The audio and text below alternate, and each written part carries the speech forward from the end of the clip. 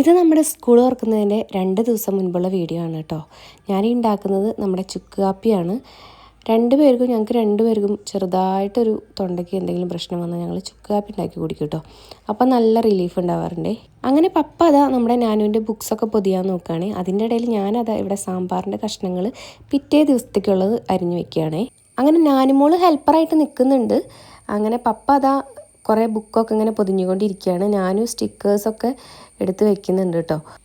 സാധാരണ എനിക്ക് രാത്രി ചോറ് കഴിക്കുന്ന സ്വഭാവമില്ല കേട്ടോ.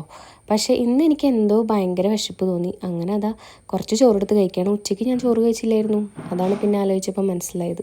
അങ്ങനെ അതാ നാനുമ്പോൾ നമ്മുടെ ആർക്കെങ്കിലും കൊടുത്ത സ്റ്റിക്കേഴ്സൊക്കെ എടുത്ത് വെക്കുന്നുണ്ട്. നന്നായിട്ടില്ലേ?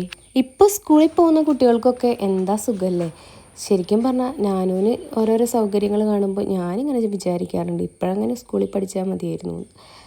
അതൊക്കെ പോട്ടെ. പിന്നെ ഞാൻ കുറച്ച് കഴിഞ്ഞപ്പോൾ നമ്മുടെ അവക്കാഡോ ജ്യൂസ് അടിച്ചിട്ടുണ്ടായിരുന്നു.